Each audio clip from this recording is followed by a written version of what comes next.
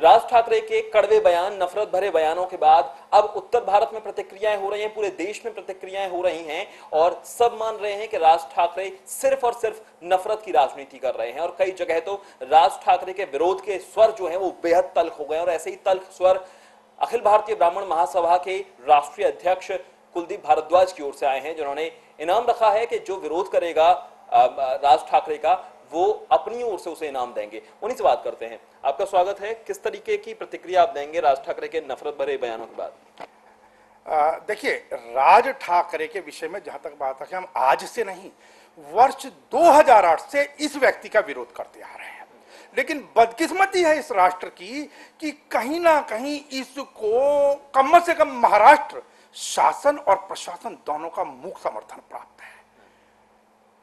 यह व्यक्ति हिंदी और हिंदी भाषियों को मोहरा बनाकर इस राष्ट्र को खंडित करने की साजिश रच रहा है और इसी सब का विरोध करते हुए जब बार बार पत्र लिखने के बावजूद, बार बार अनेकों विरोध प्रदर्शन के बावजूद जब किसी ने कोई एक्शन नहीं लिया, शासन ने कोई एक्शन नहीं लिया, प्रशासन ने कोई एक्शन नहीं लिया, तब मजबूर होकर अखिल भारतीय ब्राह्मण महासभा ने वर्ष 2009 में घोषणा की थी कि इस राष्ट्र को खंडित करने की साजिश रचने वाले राज ठाकरे के मुंह पर तमाचा मारने वाले को रुपए 1 करोड़ का इनाम, ये ऑल इंडिया ब्राह्मण महासभा की तरफ से घोषणा थी और उसकी प्रतिक्रिया हुई।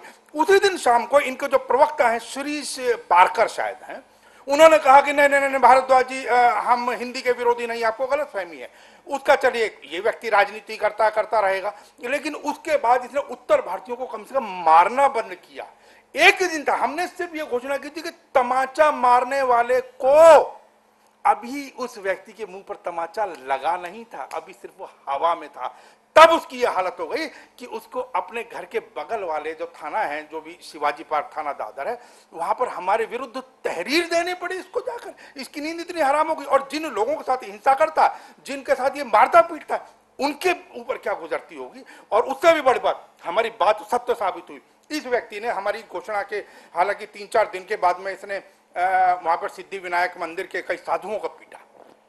हमने फिर विरोध किया, यहाँ पर फिर इसकी मांग की, गिरफ्तारी की।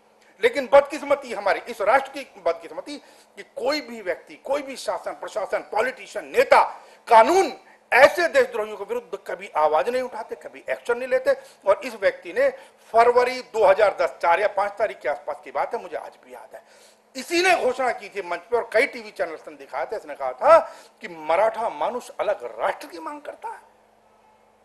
इसका मतलब ये तो एक दूसरे खालिस्तानी हो गए, एक भिंडरा वाले मारा गया, दूसरा पैदा कर दिया गया हिंदुस्तान के अंदर। बदकिस्मती है। और आज फिर इस व्यक्ति ने, देखिए, प्रजातंत्र पर कैसा भयानक हमला किया है। पहले बिहार के रहने वाले बिहार वासियों को ललकारा, उनको खदेड़ने की घोषणा की, कोशिश की, और अब कहता है कि महाराष्ट्र के अंदर हिंदी मीडिया को, हिंदी के चैनल को, हिंदी के खबरों को बैन करा देगा। श्रीमान, हमारा चैलेंज है, हम क्योंकि इलेक्ट्रॉनिक मीडियम पर हैं, आपके प्रतिष्ठित चैनल के ऊपर हैं, इसलिए बदकिस्मती है हमारी कि हम इसको, मैं बदकिस्मती ही कहूंगा इन जैसे लोगों के लिए, क्योंकि इनको कहते हैं ना सठे साठे, इन जैसे लोगों के लिए भाषा वही होती है। लेकिन चलिए कोई बात नहीं, आपके इस चैनल का सम्मान करते हुए हम इतना ही कहेंगे कि यदि इसके अंदर हिम्मत है तो अब के बाद ये कुछ कर दिखाए। और इसकी गिरफ्तारी की मांग के लिए, राष्ट्रद्रोह में मुकदमा दर्ज कराने के लिए हम लोग बुधवार को, अब से लगभग 2 दिन के बाद 5 तारीख को दिल्ली में जो महाराष्ट्र सदन है वहां पर जाएंगे, इसकी गिरफ्तारी की मांग करेंगे। और आवश्यकता पड़ी, आपके चैनल पर पहली बार कह रहा हूं, हालांकि ये चीज सीक्रेट है, आधिकारिक घोषणा वहीं होगी, लेकिन हम उस इनाम की रकम को बढ़ाने से भी गुरेज नहीं करेंगे। और एक सीधा सा, मैं फिर रिपीट कर रहा हूं, जो भी व्यक्ति, हम हवा में बात नहीं करते हैं कि सिर कलम कर दो, फलाना कर दो, ठिकाना कर दो, क्योंकि उसके पास कोई हथियार लेकर तो जा ही नहीं सकता उसके पास में, लेकिन हाथ तो कहीं छोड़कर नहीं जाएंगे ना। हमारी फिर घोषणा है कि इस व्यक्ति के मुंह पर तमाचा, मान सम्मान यदि थोड़ा सा भी लगता होगा मारने वाले को, हमारी ओर से इनाम होगा। और उसकी घोषणा हम 2 दिन बाद कर देंगे और उसकी एक समय सीमा होगी, हम आपके चैनल पर क्लियर कर रहे हैं, उसकी एक समय सीमा होगी। अगले 1 माह के अंदर यदि 5 अक्टूबर तक कोई ये एक्शन ले सकता हो, इसको सबक सिखा सकता है, तो बहुत खुशी की बात है। वरना हमारा, क्योंकि ये हमारा कर्तव्य है, ये ब्राह्मणों का कर्तव्य है कि यदि राष्ट्र पर कोई आपदा आती है, कोई दिक्कत आती है, हम जिस प्रकार परशुराम जी को पूछते हैं, परशुराम जी ने क्या किया था? समाज में हो रहे व्याभिचार, अनाचार, दुर्व्यवहार के विरुद्ध आवाज उठाई थी। और इसलिए ये ब्राह्मण का कर्तव्य है कि यदि कुछ गलत हो रहा है तो उसके विरुद्ध आवाज उठानी।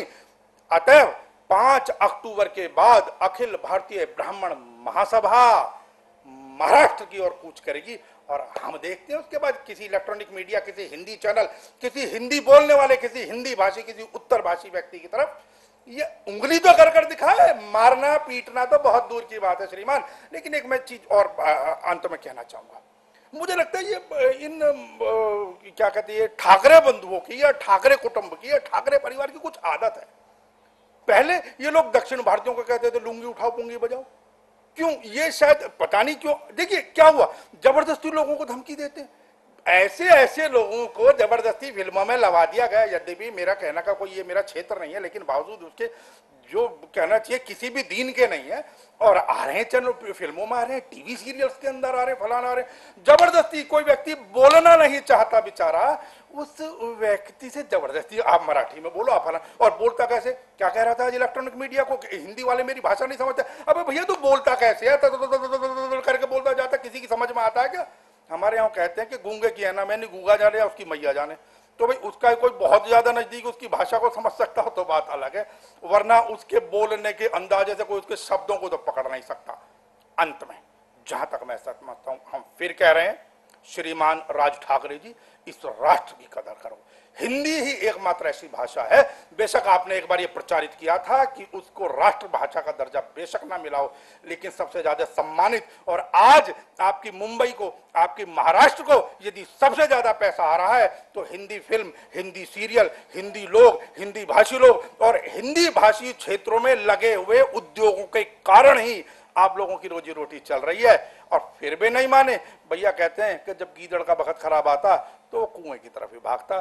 श्रीमान अगर आपके साथ भी ऐसा हो रहा हो तो आप जाने, बाकी कोई बात नहीं। वो कहते हैं कि अब हवाएं ही करेंगी रोशनी का फैसला, और जिस दिए में जान होगी वही जला रह जाएगा। यानी साफ है कि राज ठाकरे जैसे लोगों को सबक सिखाने के लिए अब सिस्टम पर, सरकार पर, राजनेताओं पर भरोसा नहीं है। लोगों से अपील की जा रही है कि वही अब आगे आए और ऐसे लोगों को सबक सिखाएं जो नफरत की राजनीति करते हैं। देवेश के वशिष्ठ, कुंदन गुप्ता के साथ A to Z न्यूज।